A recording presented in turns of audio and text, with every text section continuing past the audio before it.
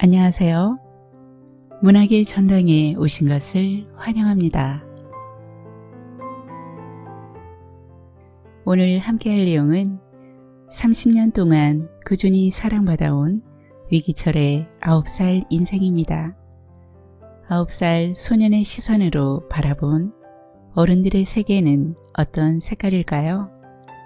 천진한 듯 하면서도 삶의 진실을 너무 쉽게 말해버리며 훅 치고 들어오는 9살 여민이. 부둣가 깡패였던 아버지와 전쟁 미망인의 딸인 어머니 사이에서 속도 위반으로 태어난 여민이의 좌충우돌 인생 이야기입니다. 눈물 지인 감동 속에 위트가 통통거리며 시종일관 웃음 짓게 하지요. 한번 읽기 시작하면 멈출 수 없는 9살 인생입니다.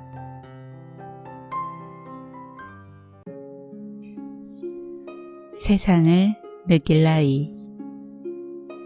나는 태어날까 말까를 내 스스로 궁리한 끝에 태어나지는 않았다. 어떤 부모, 어떤 환경을 갖고 태어날까의 문제 또한 마찬가지이다. 어느 정도 생각하는 능력을 갖게 되었을 때 나는 이 모든 것들이 이미 결정되어 있음을, 그리고 결코 되물릴 수 없는 것임을 깨닫게 되었다. 5살 이전의 일은 거의 기억나지 않는다. 세상에 태어난 뒤 5해 동안은 마치 자욱한 안개 속에 파묻혀 있는 듯한 느낌이다.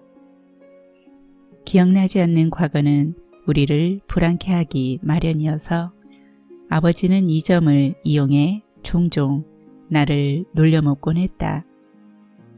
너 3살 때 기억 안 나니? 왜 내가 영도다리 밑에서 징징 울고 있는 너를 주워왔잖아. 이 말은 어린 나를 얼마나 공포에 질리게 했던가. 물론 나는 주워온 아이는 아니었다. 어머니와 아버지는 부산에서 살았다고 한다. 아버지는 알아주는 부둣가 깡패였고 어머니는 가난한 전쟁 과부의 딸이었다. 두 분은 사랑에 빠졌고 어머니는 결혼 전에 나를 가졌다. 물론 계획한 잉태는 아니었다. 알다시피 인류의 상당수는 실수로 태어나며 나 또한 그 가운데 한 명이다. 하지만 모든 실수가 딱히 나쁜 결과만을 맺는 것은 아니다. 내가 어머니 뱃속에 들어 앉음으로써 2가지 새로운 변화가 생겼다.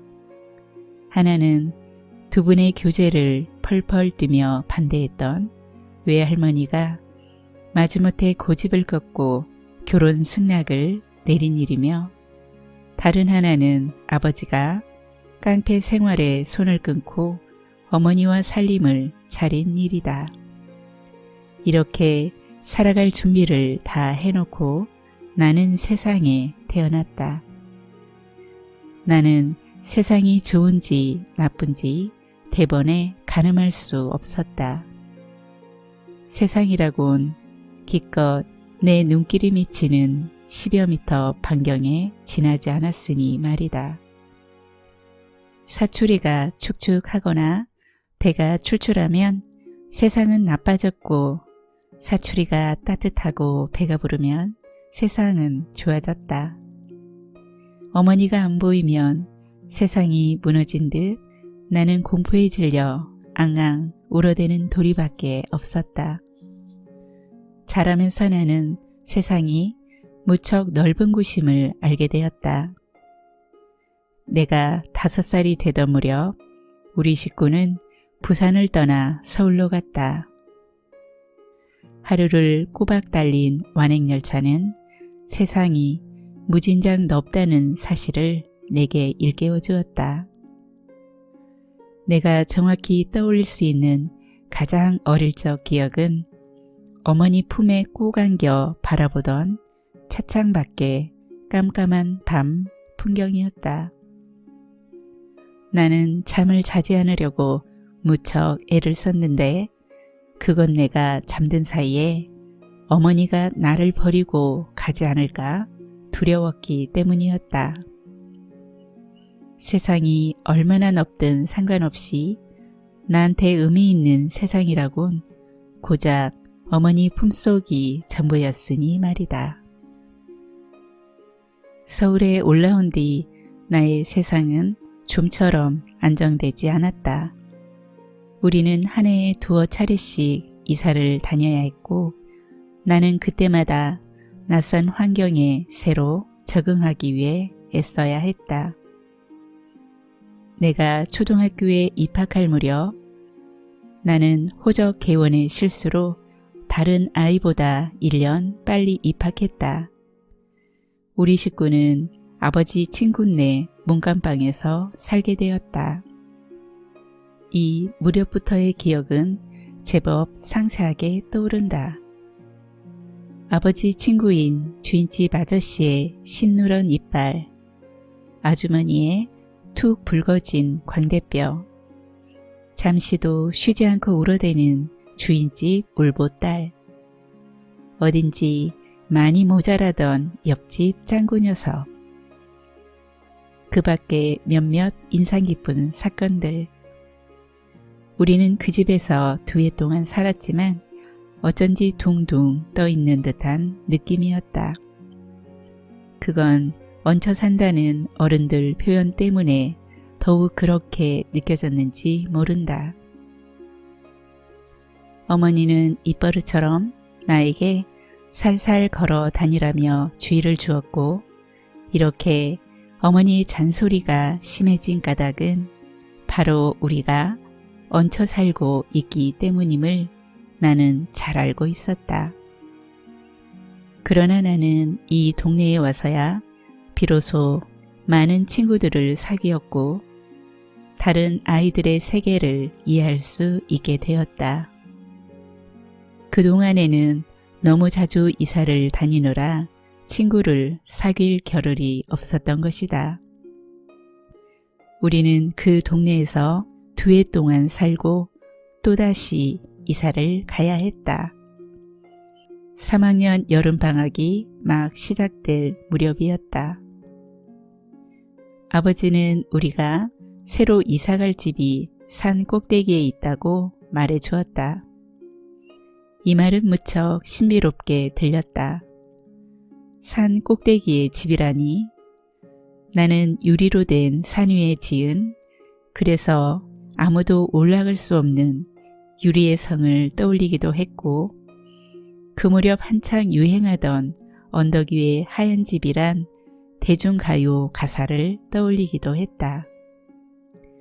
나는 이런 신비롭고 낭만적인 집으로 이사를 간다는 사실이 너무 자랑스러운 나머지 동네 친구들에게 여러 날 동안 뻐기고 다니기도 했다. 그러나 콩콩 설레는 가슴을 안고 이사할 집 근처 동네에 도착했을 때 나는 무척 실망하지 않을 수 없었다.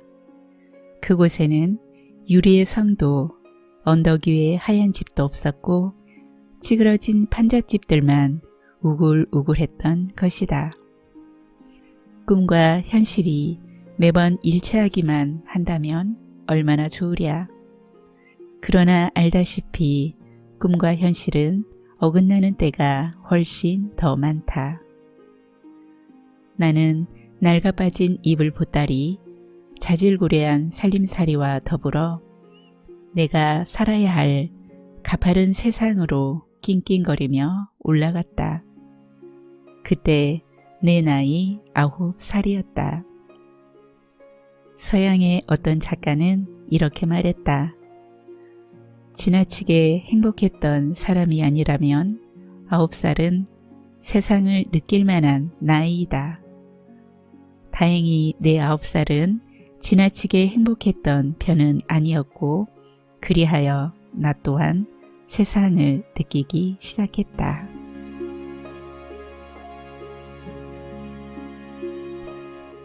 어머니의 용맹스러운 기사.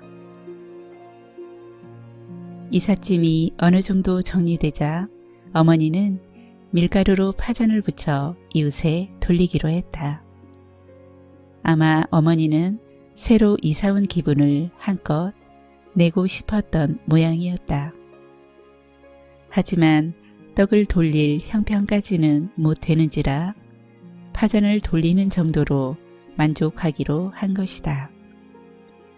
언덕 아래 정육점에서 애써 구해온 돼지 비계로 냄비를 달구고 밀가루 반죽을 얻자 고소한 냄새가 집안 가득 번졌다. 나는 파전을 이웃에 돌리는 책임을 맡았다. 생각만큼 쉬운 일은 아니었다. 그릇이 부족했던지라 바가지에 담아 한 집 가서 담아주고 돌아와서는 또 가야 했다. 꼭대기 집이라고? 그래, 복 많이 받고 잘 살라고 엄마한테 전해줘라. 맛있게 잘 먹을게. 너희 엄마한테 한번 놀러 가겠다고 해라.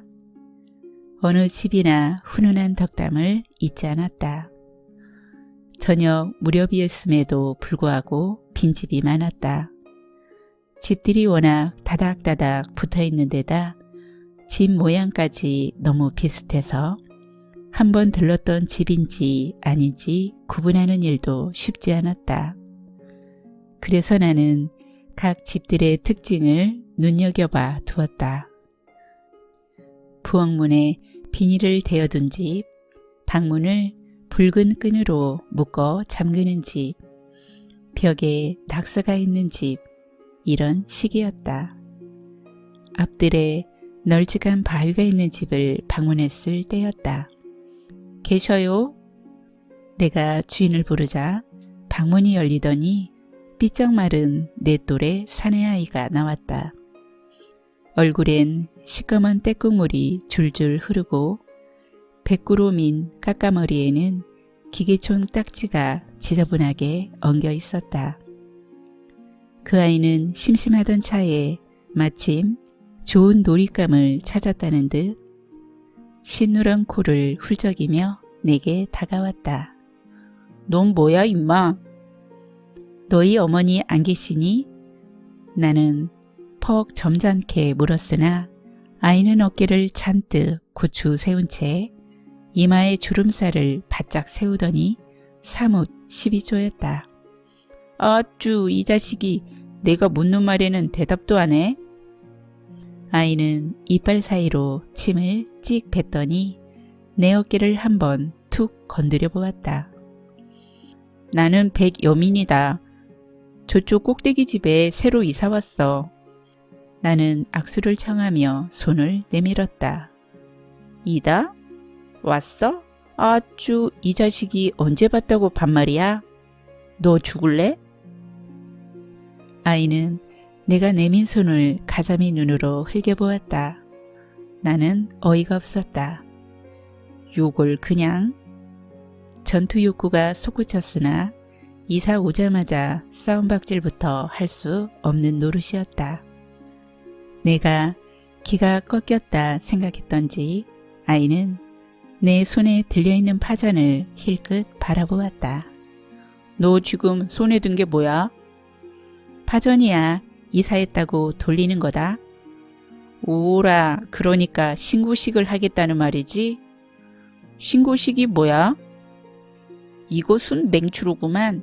임마, 앞으로 잘 봐주십시오 하고 먹을 것을 갖다 바치는 게 신고식이지 뭐야. 아이는 낄낄 웃었다. 나도 마주 웃었다. 맞아, 이건 신고식이야. 알았어. 잘 먹을 테니까 넌 꺼져. 너희 어머니는 안 계시니? 아쭈 이 자식이 뭘 꼬치꼬치 캐물어? 너 죽을래? 아이는 눈살을 찌푸리더니 당수로 나를 때리는 신용을 하며 손을 치켜들었다. 완전히 기고만장이었다. 나는 참고 또 참았다. 그냥 물어봤을 뿐인데 왜 그래? 짜샤, 우린 엄마 같은 건 안 키워. 그럼 너 혼자 사니? 아이는 내가 든 바가지에서 파전을 꺼내 우걱우걱 씹더니 다시 쏘아보았다. 아쭈, 이게 누구를 고아로 하나? 너 죽을래? 아쭈와 너 죽을래는 아이의 말버릇이 모양이었다. 아직 돌아야 할 집이 많았으므로 더 이상 그 아이만 상대하고 있을 수는 없었다. 바가지나 비워줘. 빨리 가봐야 해. 아이는 시커먼 손으로 바가지에 담긴 파전을 통째로 꺼내들더니 가슴에 쌓아놨다. 됐지? 그럼 꺼져. 요 녀석, 나중에 다시 만나면 두고 보자. 나는 그대로 돌아섰다. 바로 그때 아이는 치명적인 실수를 저질렀다. 기다려. 너 이제부터 내 부하다. 알겠니? 앞으로 나를 만나면 깍듯이 경례를 붙여. 안 그러면 너 죽어. 아이는 주둥이를 삐죽 내밀며 죽어를 강조했다. 여기까지는 좋았다. 그러나 다음에 이어지는 말. 너희 엄마 애꾸지? 너의 별명은 앞으로 새끼 애꾸다. 알겠니? 머리털이 곤두서는 느낌이 든 순간 이미 내 주먹은 이 무례한 녀석의 덕을 후려 갈기고 있었다. 녀석이 뒤로 벌러덩 나자빠지자 파전이 땅바닥에 흩어졌다. 녀석의 코에서 시뻘건 피가 쏟아졌다.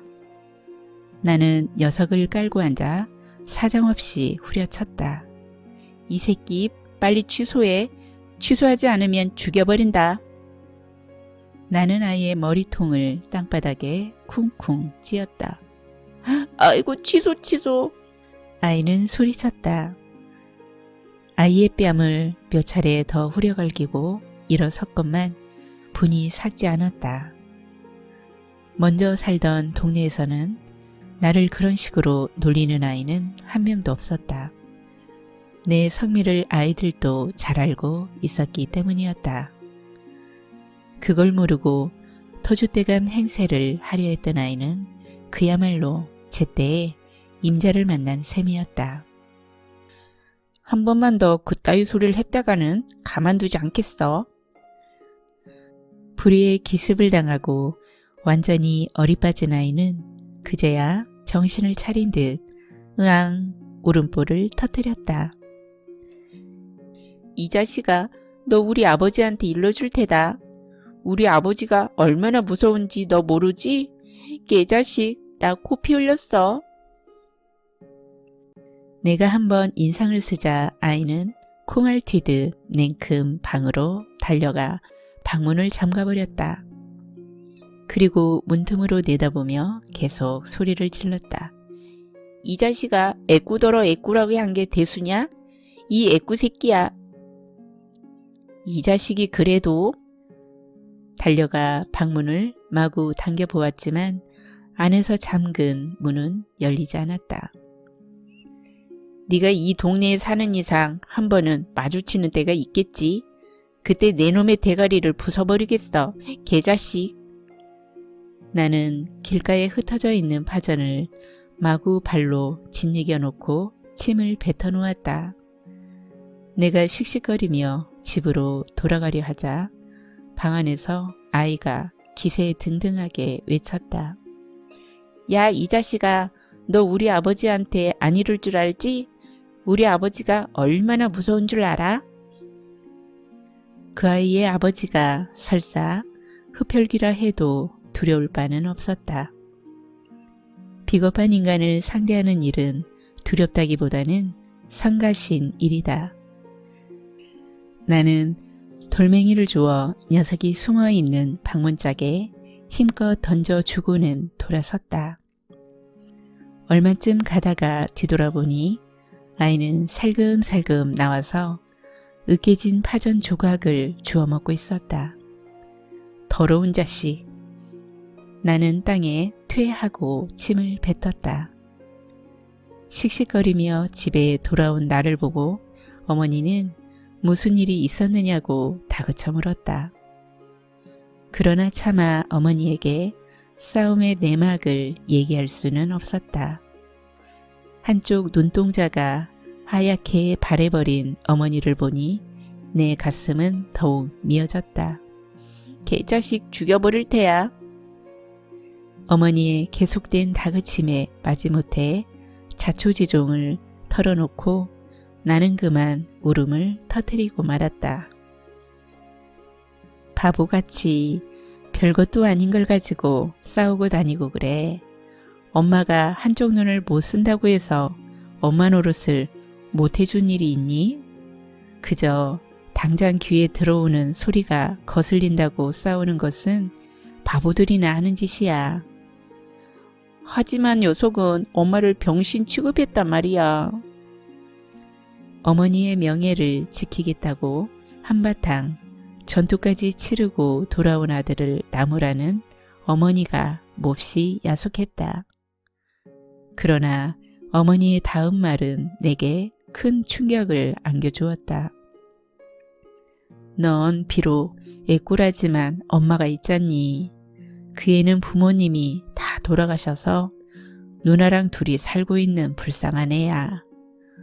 누나는 공장에 다니느라고 제대로 집에 들어오지도 못하고. 나는 가슴이 뜨끔했다. 그런 애를 두들겨 패줘야 속이 시원하겠니? 아무리 철이 없는 애들이라지만.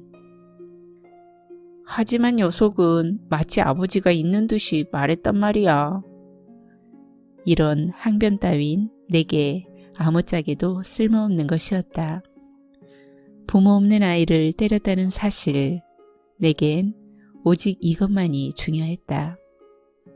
하지만 이건 이미 저질러 버린 일이었다. 이를 어쩐다? 내게는 새로운 고민거리가 생겼다. 어머니가 한쪽 눈을 못 쓰게 된 것은 내가 5살 무렵이었다. 어머니에게 들은 대로 그 경위를 밝히자면 대충 이렇다. 우리 식구가 서울에 갓 올라온 무렵이었다. 아버지는 서울 변두리에 작은 월세방 하나를 마련해 놓고는 한 달 뒤 다시 부산에 내려가야 했다. 부산 공장에서 밀린 월급을 채 받지 못하고 올라온 때문이었다. 그런데 금세 올라온다던 아버지는 한 달이 넘도록 소식이 없었다. 아버지가 주고 간 몇 푼 안 되는 생활비도 금세 바닥이 나버렸다. 낯선 서울에 홀로 남겨진 어머니의 불안감은 이루 말할 수 없는 것이었다.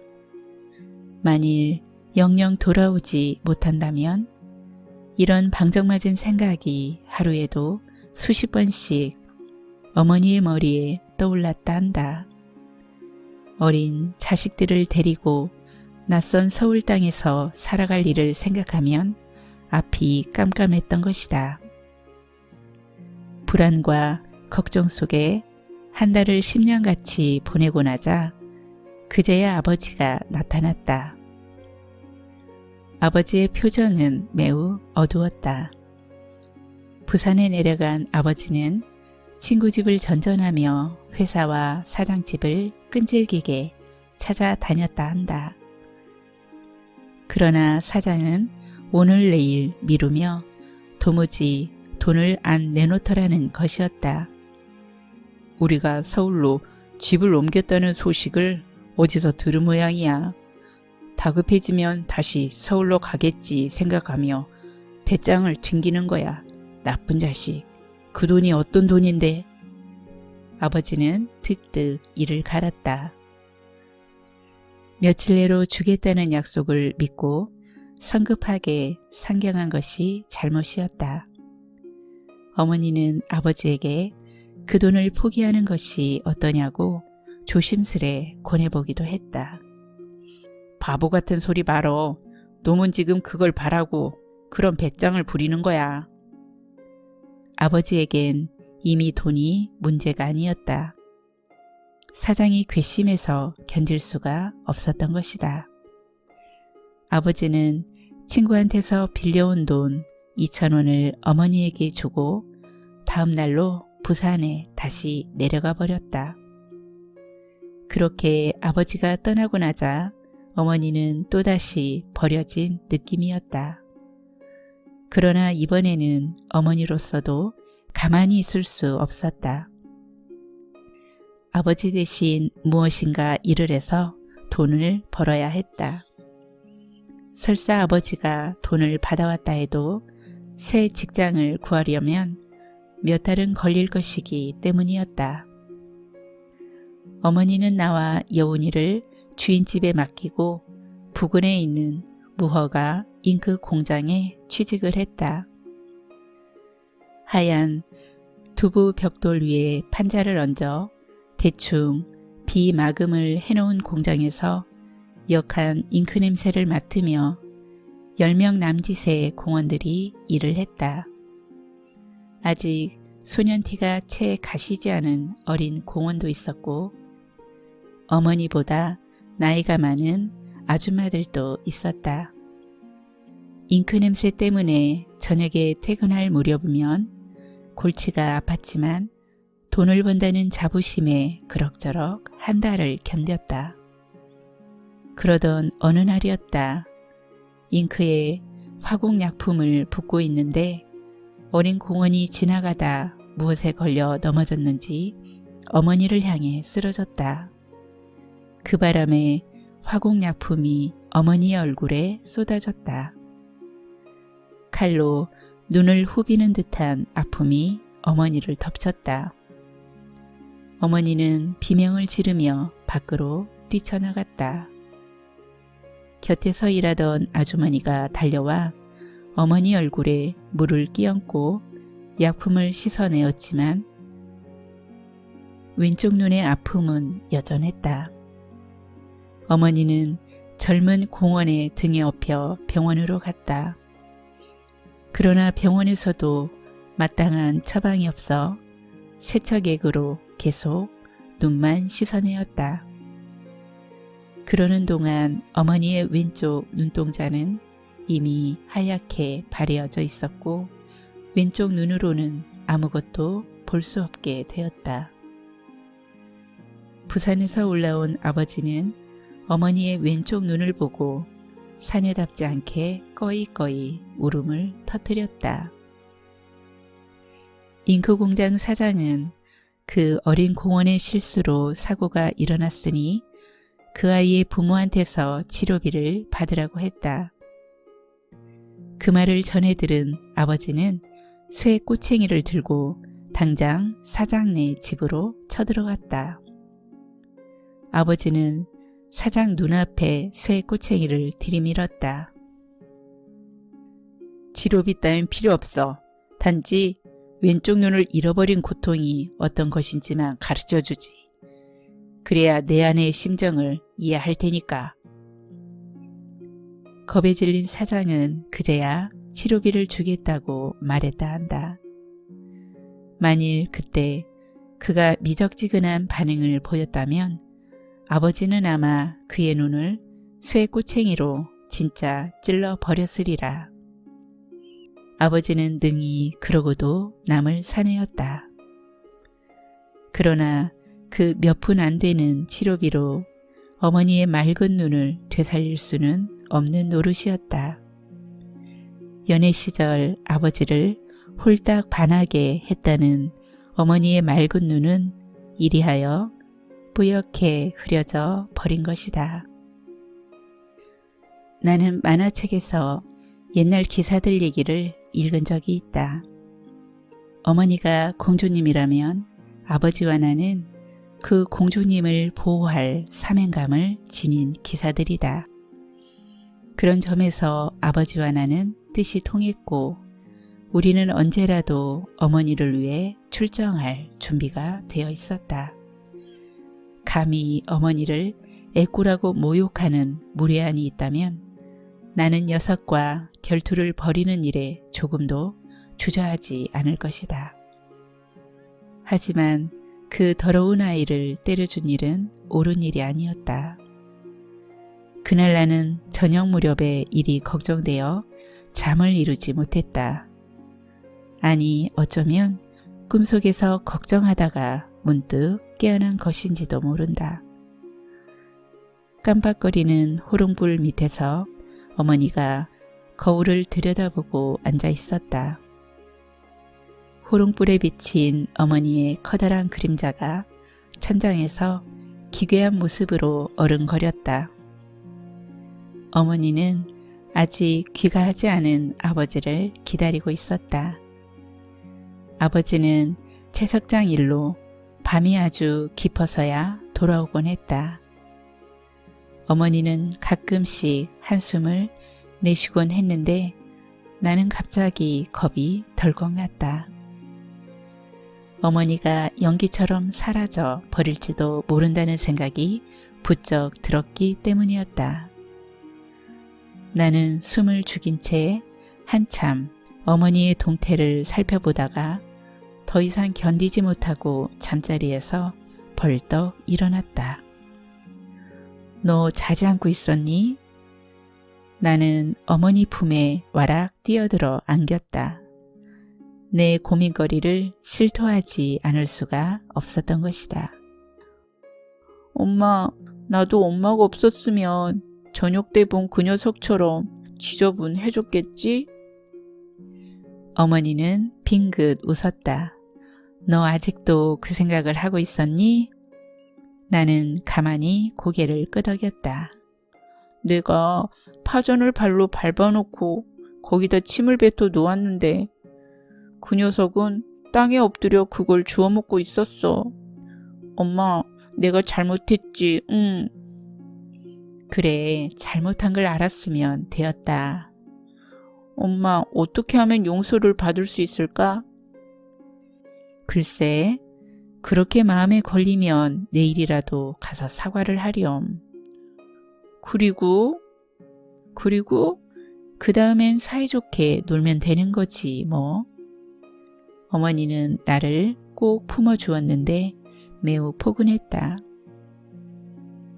나는 어머니 품을 한참 동안이나 즐기다가 조그만 목소리로 중얼거렸다. 그러면 용서를 받을 수 있나? 그럼. 벌을 안 받고? 그렇다니까. 엄마도 죽지 않는 거지? 그건 또 무슨 소리야? 갑자기 코끝이 찡해지더니 눈물이 삐져나왔다. 용감한 기사는 이렇게 눈물을 흘리면 안 되는데 하는 생각과 더불어 불끈 오기가 치솟았다. 난 그 자식한테는 하나도 미안하지 않아. 그런 식으로 엄마를 놀리면 또 때려줄 테야. 하지만 누가 그러는데 부모 없는 애를 괴롭히면 그 애도 벌을 받아 똑같이 고아가 된대. 녀석에게 잘못했다고 빌어서 벌을 안 받는다면 그렇게 하겠어. 하지만 난 엄마가 죽는 건 싫어. 엄마가 없으면 나도 땅에서 남이 발로 밟은 걸 주워. 내 의지와는 전혀 무관한 망할 놈의 울음이 껄떡껄떡 목에 걸려 나는 말을 채 마치지 못했다. 어머니는 어이가 없다는 표정으로 나직이 웃음을 쏟아놓았다. 아이고, 녀석하고는. 어머니는 그제야 내 고민의 핵심을 제대로 알아차린 거였다. 좀 창피했지만 나는 까닭 모를 서름에 한참 동안이나 껄떡껄떡 울었는데 어머니의 용맹스러운 기사가 되기엔 사실 나는 좀 어린 편이었다.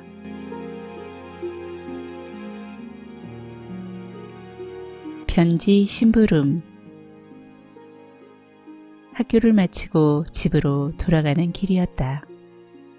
숲을 가로질러 집으로 가려면 철조망을 2번 넘어야 했다. 들어갈 때 1번, 나올 때 1번이다. 그 거대한 숲을 한 바퀴 빙 둘러 철조망이 져 있기 때문이었다. 나는 그 철조망을 볼 때마다 국어책에 나오는 못된 거인을 떠올렸다. 거인이 담장을 쌓아 아이들을 못 들어오게 하자 그 정원엔 봄이 찾아오지 않았다던가. 숲 임자는 엄청난 비용을 들여 철책을 쌓았겠지만 안타깝게도 철조망은 아무짝에도 쓸모가 없었다. 개구멍 투성이었으니 말이다. 그래서 아이들은 산지개한테 들키지만 않으면 언제든지 숲에 들어가 놀 수 있었고, 그랬기 때문에 그 숲에는 봄과 여름이 어김없이 찾아왔던 것이다. 그날 내가 막 철조망 개구멍으로 기어 들어가려는 순간 누군가가 내 어깨를 턱 걸머 잡았다. 이크, 산지기로구나. 나는 가슴이 철렁 내려앉았다. 하지만 내 어깨를 붙잡은 것은 얼굴이 창백한 청년이었다. 나는 산지기가 창백한 얼굴을 하고 있을 리 없다 판단하고 일단 마음을 놓았다. 물론 기종이처럼 산지기가 입에서 불을 뿜는 도깨비라고 생각하고 있었던 것은 아니지만 적어도 산지기는 우락부락한 얼굴을 하고 있어야 어울릴 테니 말이다. 예, 심부름 좀 해다오. 청년은 수줍게 말했다. 심부름 값으로 20원 주마. 자, 여기 10원이 있다. 나머지 10원은 심부름을 마치고 오면 줄게. 그때 10원이면 건빵 한 봉지 값이었다. 어머니는 내게 1원짜리 동전 한 입 주지 않았고, 그래서 나는 군것질이라곤 해본 적이 없었다. 나는 이게 웬 떡이냐 싶어 즉각 응낙했다. 저기 밑에 파란 대문집 보이지? 그 집에 가서 초인종을 눌러. 그리고 피아노 학원 선생님을 만나러 왔다고 해라. 그러면 예쁜 누나가 나올 거다. 그 누나한테 이 편지를 좀 전해줘. 그 누나가 아닌 사람한테는 절대 편지를 주면 안 돼. 편지를 가져왔다는 말조차 하지 말고. 그 정도 심부름에 건빵 2봉지라니. 나는 청년이 준 편지를 들고 쪼르르 파란 대문집으로 달려갔다. 초인종을 눌렀다. 집안에서 뚱뚱한 아주머니가 나타났다. 누구니? 피아노 선생님을 만나러 왔어요. 왜? 나는 할 말이 없었다. 편지를 전해주러 왔다는 말을 해서는 안 되기 때문이었다. 내가 머뭇거리자 뚱뚱한 아주머니가 물었다. 너도 피아노 학원에 다니니? 네. 수치스럽게도 나는 거짓말을 했다. 그럼 이리 들어와. 그 집은 특이하게도 앞들은 전혀 없는데 뒷들이 엄청나게 넓었다. 그래서 밖에서는 초라해 보였지만 막상 안에 들어가 뒷들로 돌아가자 매우 잘 가꾼 부잣집임을 알 수 있었다. 뒷들 화단에는 장미 덤불이 있었고 단풍나무도 몇 그루 심어져 있었다. 올록불록한 정원석 사이로는 작은 연못도 있었다. 나는 이런 정원은 처음 보았으므로 눈이 휘둥그레졌다. 화려한 정원에 서 있자니 나는 문득 내 구멍난 운동화가 부끄러워졌다.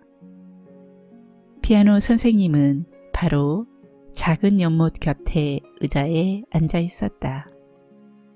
윤희야, 꼬마 손님이 왔다. 뚱뚱한 아주머니는 나를 예쁜 누나한테 데려다주고 집으로 들어가 버렸다. 나는 머뭇머뭇 다가갔다. 넌 누구니? 읽던 책에서 눈을 떼고 예쁜 누나가 말을 건넸다.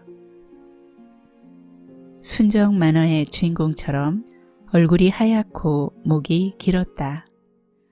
독특하게 눈꼬리가 올라간 눈매는 어린내가 보기에도 무척 아름다웠다.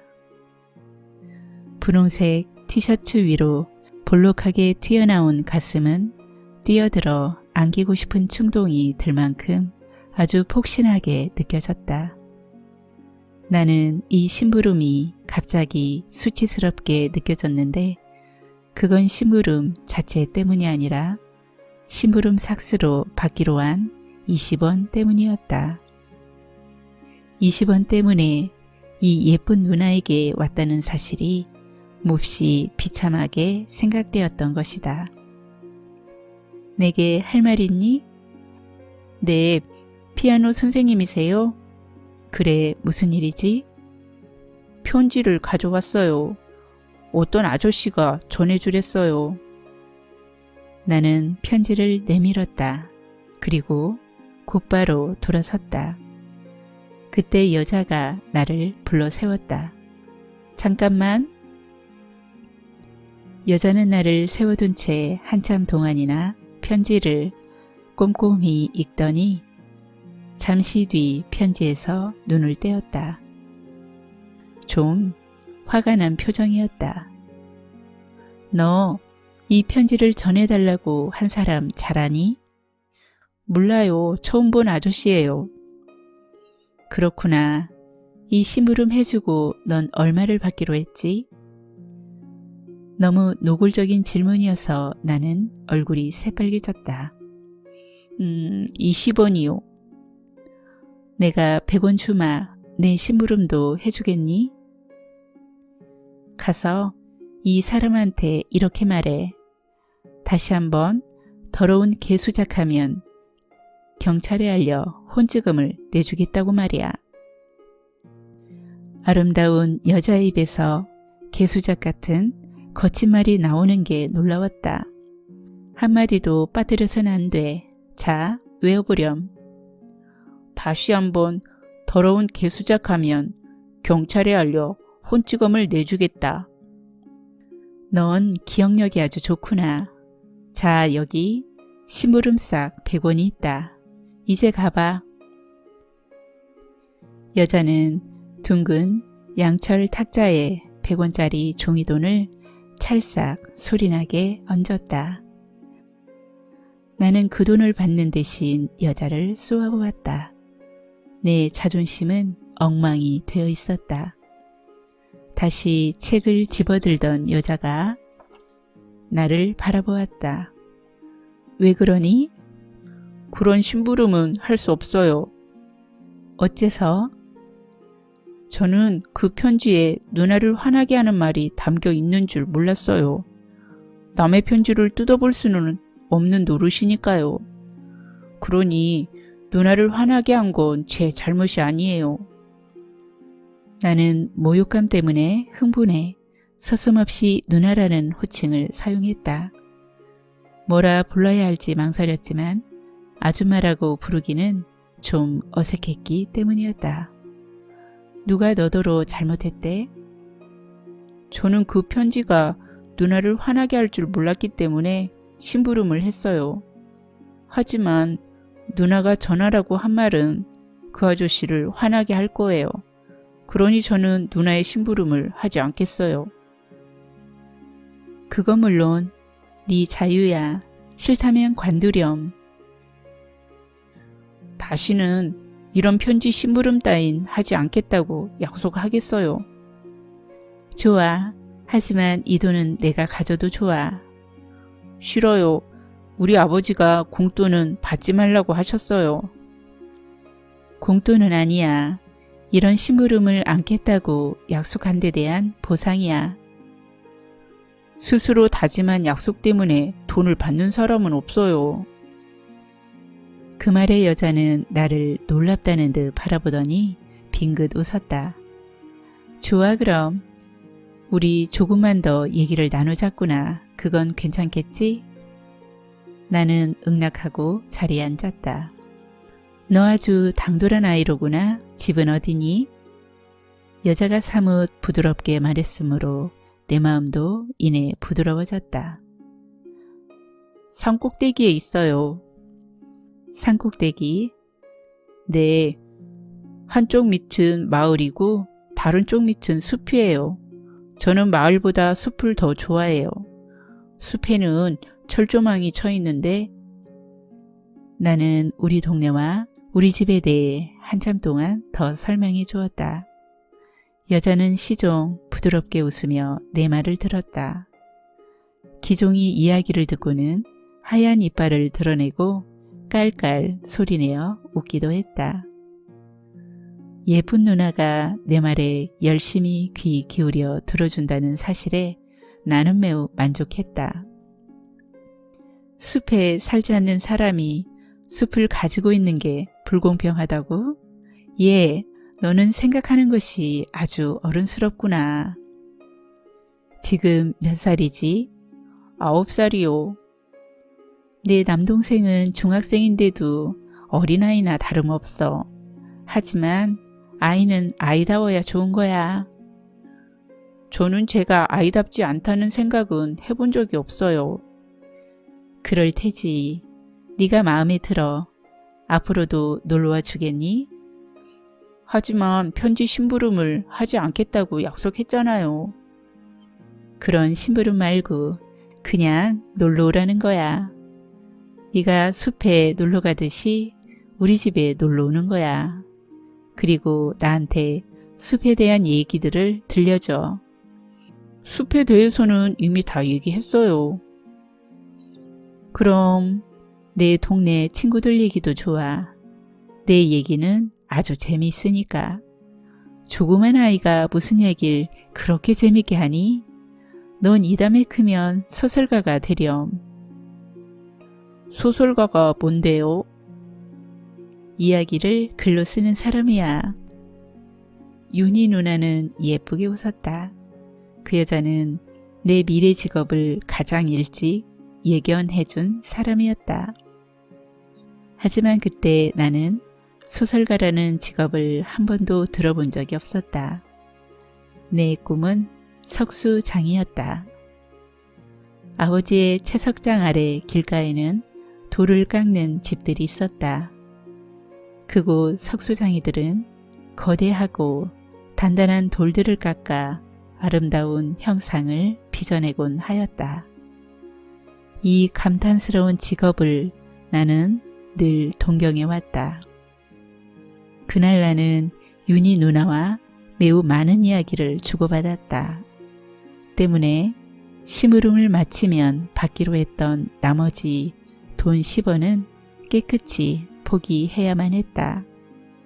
내가 윤희 누나 집을 나와보니 얼굴이 창백한 청년은 이미 가버린 뒤였고 그가 서 있던 자리에는 담배 꽁초만 수북이 쌓여 있었다. 나는 얼마 뒤 그 청년이 우리 동네 골방 철학자였음을 알게 되었다.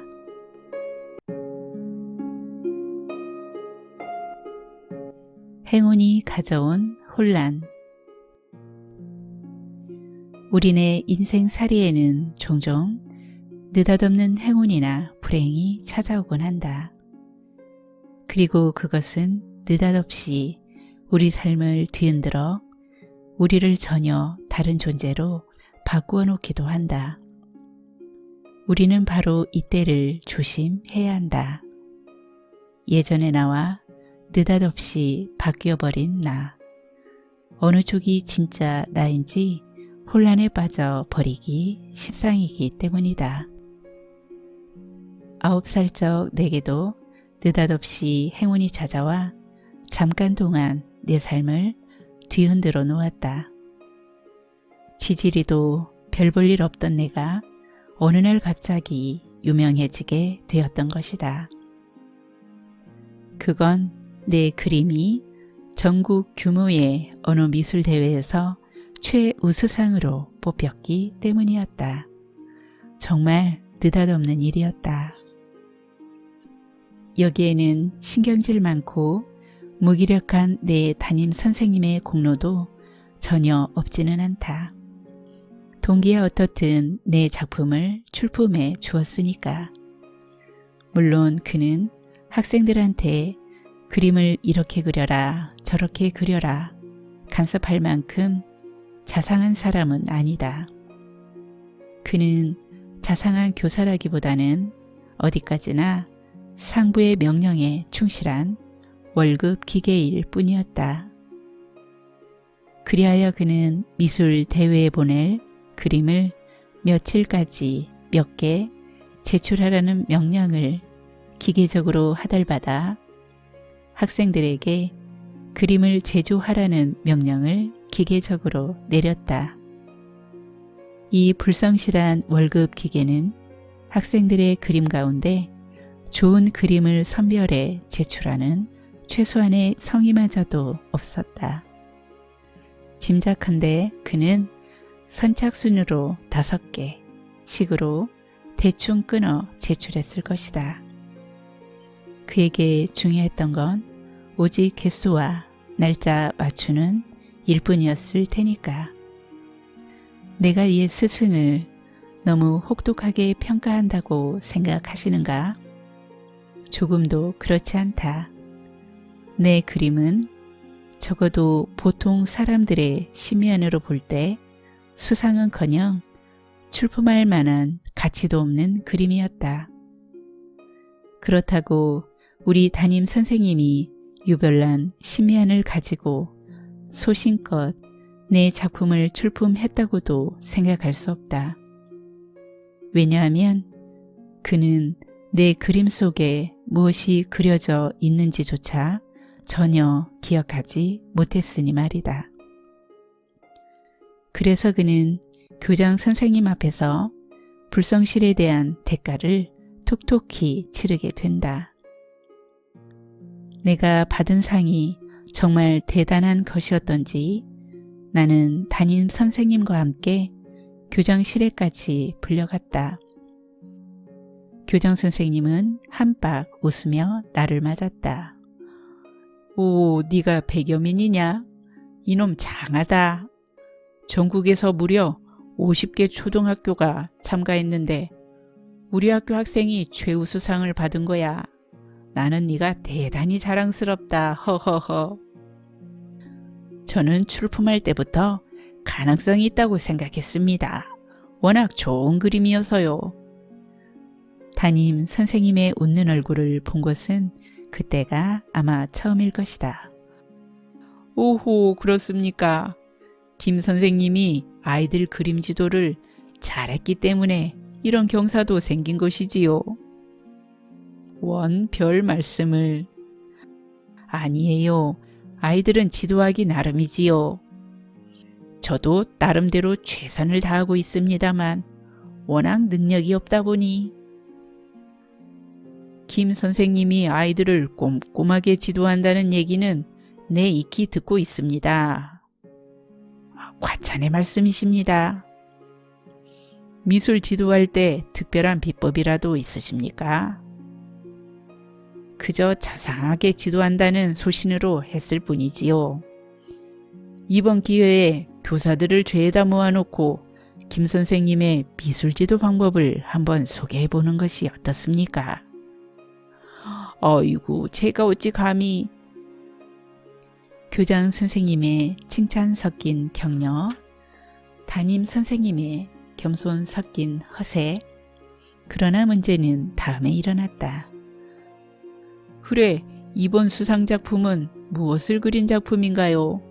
나는 아직 작품을 못 봐서. 교장 선생님은 담뿍 웃으며 물어보았다. 예, 그러니까 그게...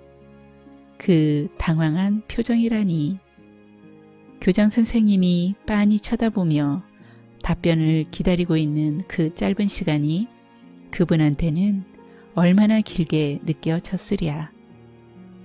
자상하고 꼼꼼하게 지도한 그림 속에 무엇이 그려져 있었던지를 떠올리기 위해 그분은 정말 최선을 다하고 있는 눈치였다. 시뻘개진 얼굴, 돋보기 안경 속에서 번득이는 교장 선생님의 의혹에 찬 눈길. 이쯤 해두자. 더 이상 세세히 묘사하는 건 옛 스승에 대한 도리가 아니다. 월요일 아침 조회 시간에 나는 교장 선생님이 서 있는 연단에 올라가 상을 받았다.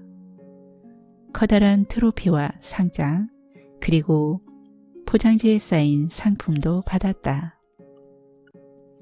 교장 선생님은 내가 받은 상이 얼마나 대단한 것인지, 어린 시절 미술 교육이 얼마나 중요한 것인지 한참 동안 연설하였다. 교실에 들어오니 나를 바라보는 아이들의 눈빛이 완연히 달라져 있었다. 아이들은 내가 상품으로 받은 51가지 색깔의 대형 크레파스를 보고는 몹시 부러워했다. 여태껏 아이들의 관심을 독차지해 왔던 부잣집 외아들 반장 녀석은 새로운 스타 탄생의 위기감마저 느꼈던 모양이었다. 피, 상이란 게 고작 이거야? 이런 크레파스는 나도 있어. 이런 째째한 질투를 응징해줄 아이는 얼마든지 있었다. 임마, 이게 돈 주고 산 거랑 같냐? 여민이는 교장 선생님 연단회까지 올라갔단 말이야. 연단엔 나도 올라가 봤어. 점심시간 때 말이냐? 크하하하. 웃음이 터졌고 부잣집 외아들의 얼굴은 팍 구겨졌다. 그런 상은 누구나 탈 수 있는 거야. 나도 옛날에. 알아. 옛날에는 우리 집에 금송아지가 12마리도 더 있었어. 몰락한 스타는 입술을 질끈 깨물며 떠나버렸고 아이들은 새로운 스타 둘레에 모여 감탄과 찬사를 아끼지 않았다. 어째서 내게 이런 일이 일어났을까? 나는 느닷없이 찾아온 행운의 원인을 도무지 납득할 수 없어 내 삶 뒤편에 어떤 장난꾸러기가 숨어있지 않나 싶기도 했다.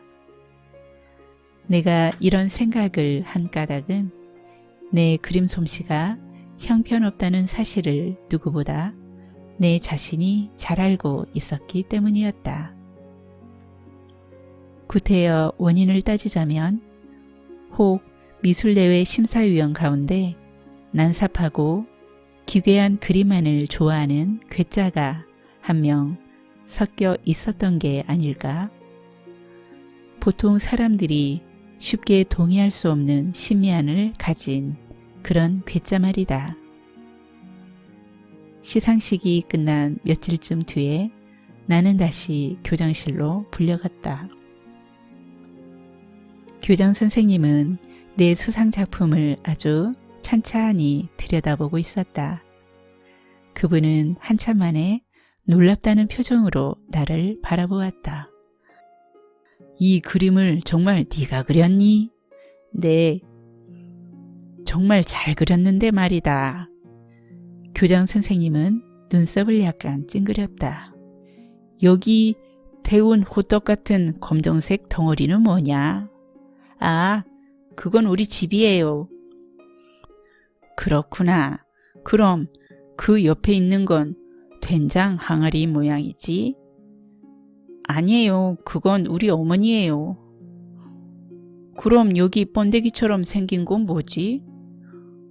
제 동생 여운이에요.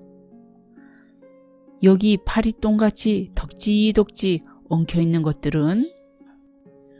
그건요, 우리 이웃집들이에요. 다닥다닥 붙어있거든요. 나는 자랑스럽게 웃었다. 교장 선생님은 큼큼 헛기침을 했다. 너는 상상력이 아주 좋구나. 그것도 중요한 일이지. 예, 그런데 너희 집을 그렸다면서 어째서 그림 제목을 꿈을 따는 아이라고 붙였니? 제목이 아주 근사한걸. 나는 어리둥절했다. 나는 여운이가 밥 먹으러 안 오고 꿈을 대는 모습을 그려놓고 제목도 꿈을 대는 아이라고 붙였는데 내 형편없는 맞춤법이 그만 제목을 근사하게 바꾸어 놓았던 것이다. 내가 이 사실을 실토하자 교장 선생님은 쩝쩝 입맛을 다셨다. 그래, 이제 그만 가보렴. 나는 너한테 그걸 물어보고 싶었던 거야. 교장 선생님은 내 담임 선생님의 자상하고 꼼꼼한 미술 지도를 또 한 번 의심했을 게 틀림없다. 잔잔한 호수에 돌멩이를 던지면 파장은 동심원을 그리며 꽤 오래 멀리까지 퍼져나가다 사그라지기 마련이다. 내 평범한 생활에 느닷없이 던져진 행운의 파장 또한 꽤 오래 멀리까지 퍼졌다. 우리 반 아이들은 누구나 나와 사귀고 싶어 했고 전혀 모르는 다른 반 아이들마저 저기 저 아이 말이야. 지난번 미술 대회에서 최우수상을 받은 아이야. 하고 수근거렸다.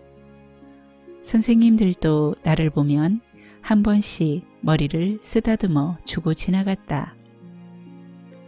모든 것이 갑자기 변했다.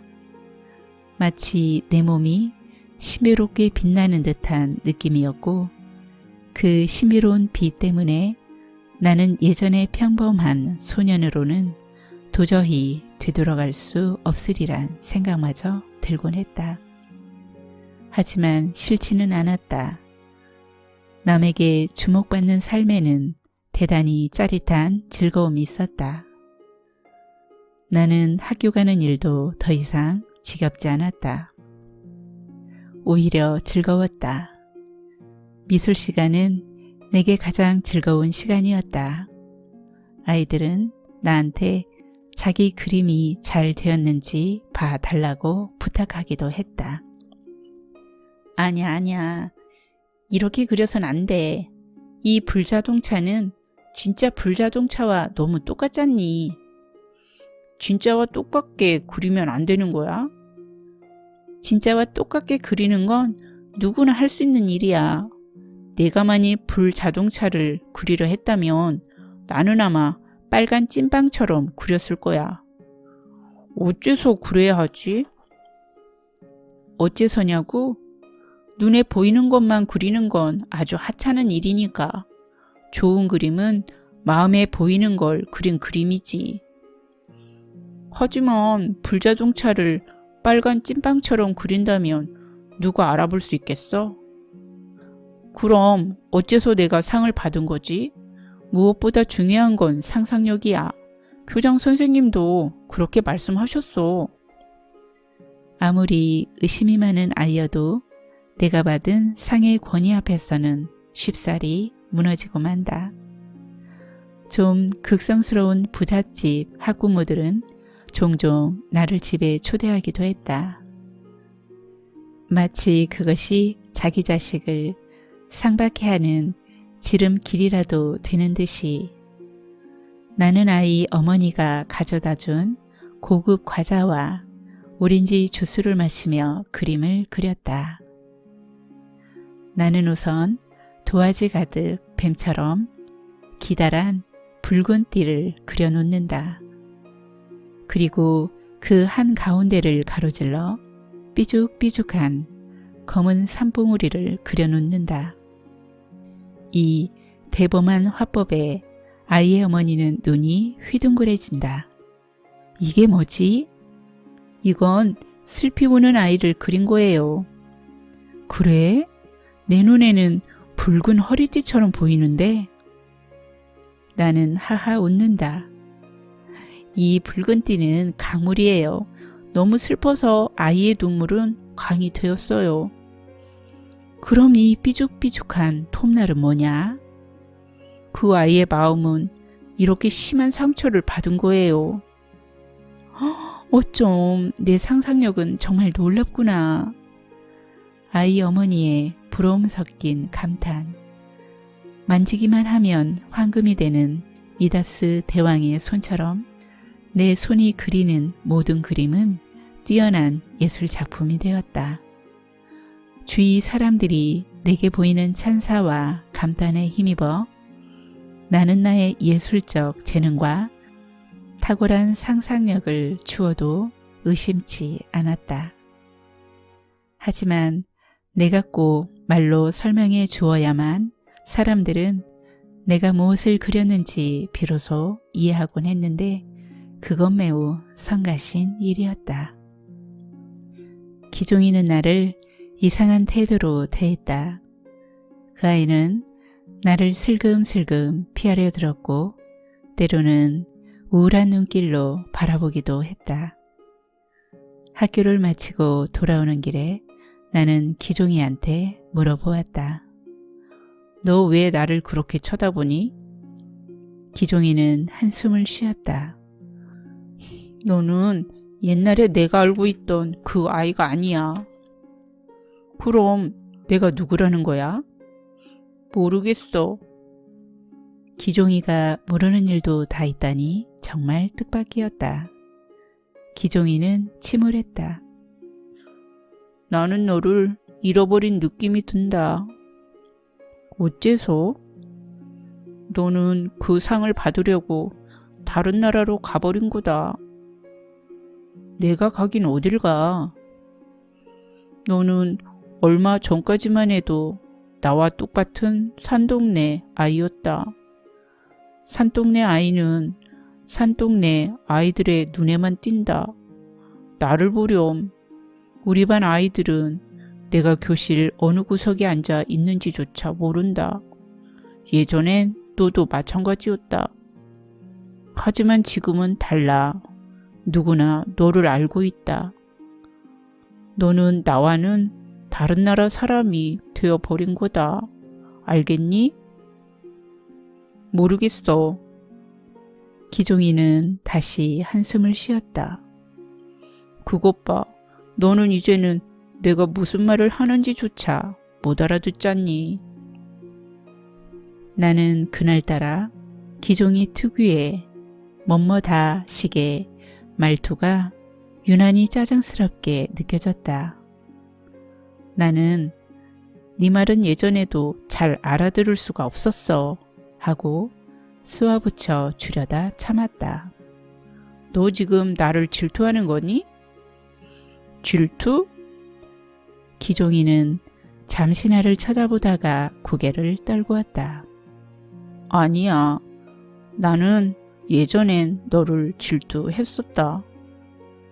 네가 싸움을 잘하는 게 몹시 부러웠기 때문이다. 싸움은 산동네 아이들한테는 꼭 필요한 거니까.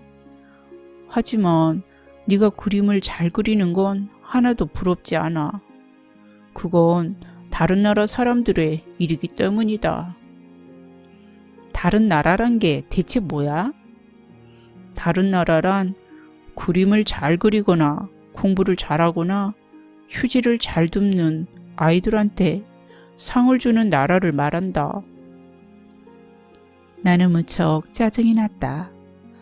너의 그 엉뚱한 말들은 이제 지긋지긋해. 나는 네가 하는 말들을 하나도 알아들을 수가 없어. 하지만 너는 얼마 전까지만 해도 아니야. 난 단지 네 말을 들어주었을 뿐이야. 하지만 속으론 죄다 말도 안 되는 소리라고 생각하고 있었어. 산지기 얘기도 그래. 골방 철학자가 외계인이란 얘기도 그렇다니까. 기종이는 절망스러운 표정으로 나를 바라보았다. 나는 조금 가슴이 아팠지만 차라리 잘된 일이라고 생각했다. 기종이는 질끈 입술을 깨물었다. 너는 아마 앞으로 동네 아이들의 싸움박질이 싫어질 거다. 그리고 어쩌면 저런 건 아무짝에도 쓸모없는 짓이야 하고 눈살을 찌푸릴지도 몰라. 너는 그림 그리는 일이나 남들한테 칭찬받는 일이야말로 가장 쓸모있는 일이라고 믿게 될 테니까. 기종이는 나직이 한숨을 쉬었다. 하지만 나는 너를 기다리고 있겠다. 왜냐하면 나는 네가 여전히 좋기 때문이다. 너는 내 말을 가장 다정스럽게 들어준 아이였어. 그것만으로도 난 너를 잊지 못할 거다. 기종이의 눈에서 또르르 눈물 방울이 굴러 떨어졌다. 나는 그 아이의 슬픔에 대해 전혀 이해하지 못했다. 기종이가 어째서 갑자기 저렇게 변해 버렸는지도 이해할 수 없었다. 하지만 변한 것은 기종이가 아니라 바로 나였다.